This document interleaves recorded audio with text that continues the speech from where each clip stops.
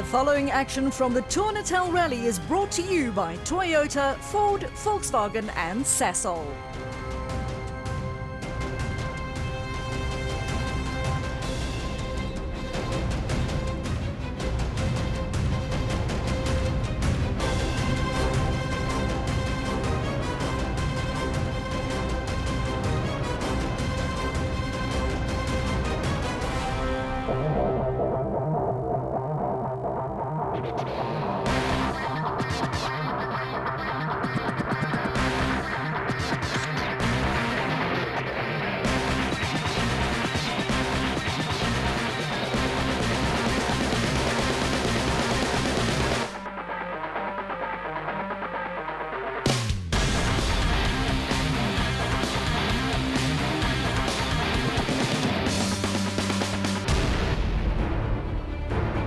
South Africa has seen many conflicts over the years, but few have been a match for the mighty ones that raged on the battlefields of Natal.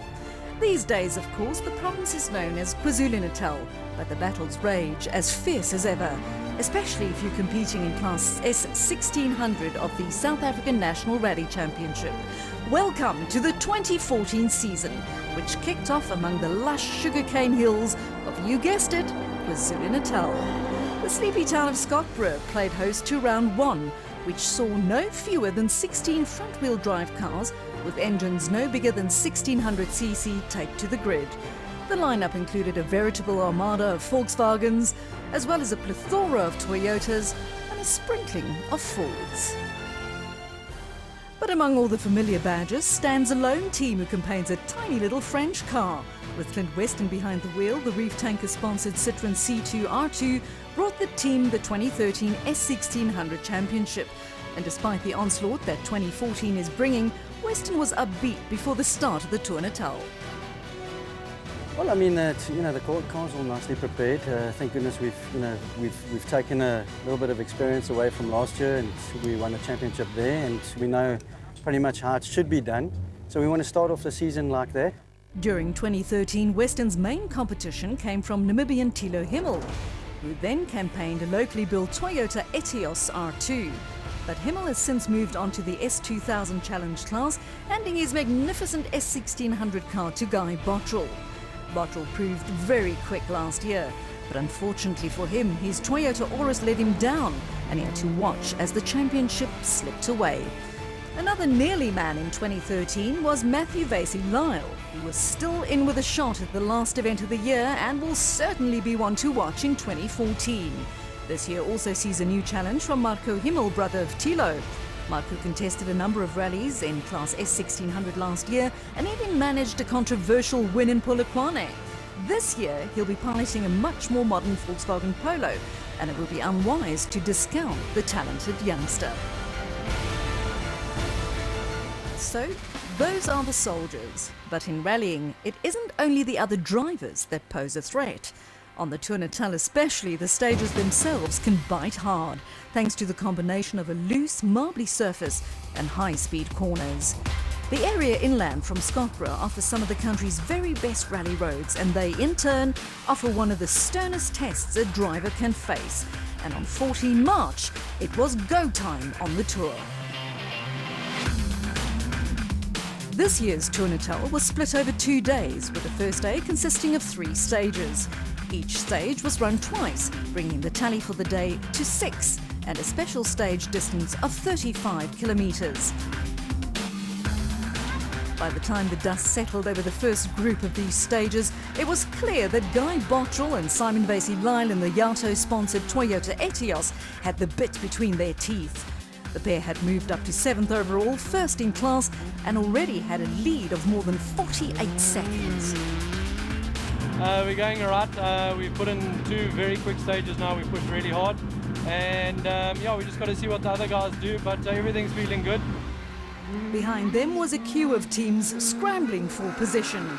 Ashley Haig-Smith with navigator Damien van As was the best of them in the AHS Ford Fiesta R2. He was fighting off an assault from defending champions Weston and Snyders in the Citroën and had a cushion of only 16 seconds between him and the French car. Weston, however, had problems of his own, as he had to cover his wickets from a fast-moving Chad van Beurden in one of the Volkswagen Polos. Things are going very well. I'm just trying to keep it on the road. Because here when it goes wrong, you get stuck into the sugar cane and you can't come back really, because you can't find yourself. Only 6 seconds separated the pair after 3 stages, and van Beurden was clearly gunning to overhaul Weston. We drive at a comfortable pace. The stages are so nice and flowing and fast. A further 21 seconds back was Matthew Vasey-Lyle and Skalk van Heerden in the Fragram-sponsored Toyota Etios R2. But while they certainly have the potential, it was clear that they have to dig deep to stay in touch with the top 4. So, with 3 stages done, it was Bottrell who led from Haig Smith, with Weston snipping at his heels. 4th belonged to van Beurden, with Vasey-Lyle completing the top 5. The afternoon session on day 1 consisted of an exact repeat of the morning, but as always with rallying, the results weren't quite the same. Vasey-Lyle and navigator van Heerden managed to retain their 5th position overall, but they lost more time to the leaders. Still, keeping their names on the leaderboard after a tough day was not to be sneezed at.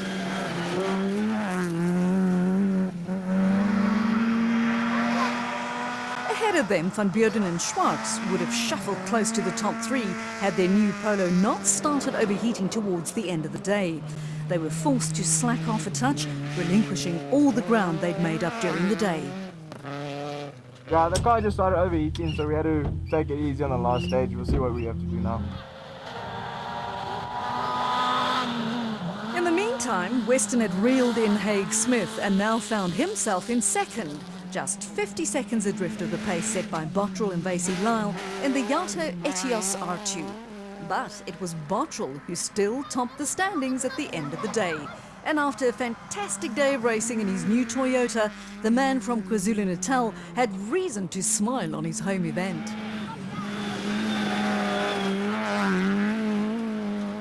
Going very well. You know, the last 2 stages we pushed quite hard just to see how fast we could go, and we were quite happy. The car performed very well. It's much quicker than last year's car, and we're happy. Confirmation then of Bottrell's lead, with Weston moving up to 2nd. Haig Smith had dropped to 3rd, but was only 6 seconds off Weston's time, and he still had a comfortable margin over van Beurden. Vasey-Lyle still rounded out the top 5.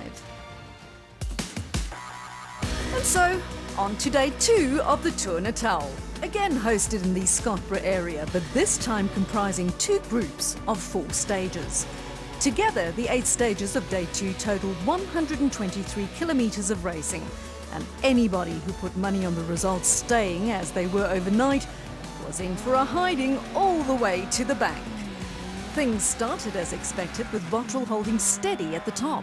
I'm quite glad to have a little bit of a lead today, so we don't have to push too hard. The next couple of stages are quite rough. With that said, Weston had moved within sniffing distance, with just 3 seconds separating the top 2. I'm just going to maintain. I want to stay on the road because it was very tricky there. Van Beurden had blown past Haig Smith, who was experiencing technical issues with his AHS Ford Fiesta R2. But our gearbox mount's just gone nuts. I mean, our engine mount. So after the straight, we've had every time trying to shift gears, this is impossible. This put Van Beurden into 3rd, while Haig Smith tumbled to 5th. Yeah, no, we've caught up to Ashley, and we were 3 seconds ahead, and I think we've taken some time off of him now. And in between, none other than Ernie van der Walt and James Aldridge in the Ferodo Ford Fiesta. The pair was a long way from Van Beurden in 3rd, but was looking strong if anything went wrong with the crews ahead. Things were clearly heating up at the top of the leaderboard, with Weston snapping at the heels of Bottrell. He had a 13-second advantage over Van Beurden in 3rd, while Ernie van der Walt and James Aldridge leapfrogged into 4th. Haig Smith had slipped to 5th overall, but was still in touch, albeit only just.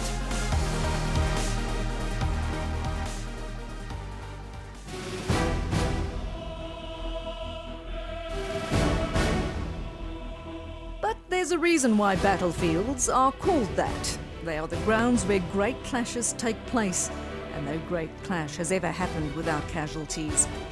And so, on to the final loop of stages in the 2014 Tour Natal. The casualties came thick and fast, despite the finish being so close. Van Beurden and Schwartz rolled their Volkswagen Polo, while Chris Kurzer and Mari van der Walt, who had rolled on the Friday and were taking part under Super Rally rules, had to retire a second time due to a broken side shaft. Further up the leaderboard, the woes continued. Haig Smith's Fiesta had fuel pressure problems, together with a niggling injury on the rear suspension, which saw him finish in 9th in the end. And Ernie van der Walt, who had barely moved up to 4th, slid off the road in a high-speed corner and couldn't get going again. Big news, however, was that defending champion Clint Weston was forced to retire his little reef tanker Citroen C2 R2 due to continued fuel pressure problems. This meant that the podium in Natal would feature some new faces indeed. But for Bottrell, it all hung together beautifully, and he managed to win in his first outing in his new Etios. Full marks for the Durbanite on his home event. We're very happy with the performance, we're very happy with the car. Everything went well, it was a good day. In the end then, it was Bottrell who flew, with Willie van Straten and Scott Howden in second. Andrew Heine and veteran navigator Robbie Coetzee brought their Toyota home in third. Fourth was pegged by Lourens van Rensburg and Pierre Jordan in the 7 Films Ford Fiesta, with Vacy Lyle and Skalk van Heerden rounding out the top 5. For Bottrell and Vacy Lyle, the champagne must have tasted extra sweet after a resounding victory on their home event. Their pace on the Tour Natal sent a clear message to their competitors, who suddenly find themselves chasing rather than leading. For Willie van Straten, the second place was a new high, while Andrew Heine had plenty of reason to smile from the third step of the podium. Join us again for round 2 of the National Rally Championship, the spectacular Sassel Rally, which takes place in the Lowveld on 11 and 12 April. All the action from the Tour Natal Rally was brought to you by Toyota, Ford, Volkswagen and Sassel.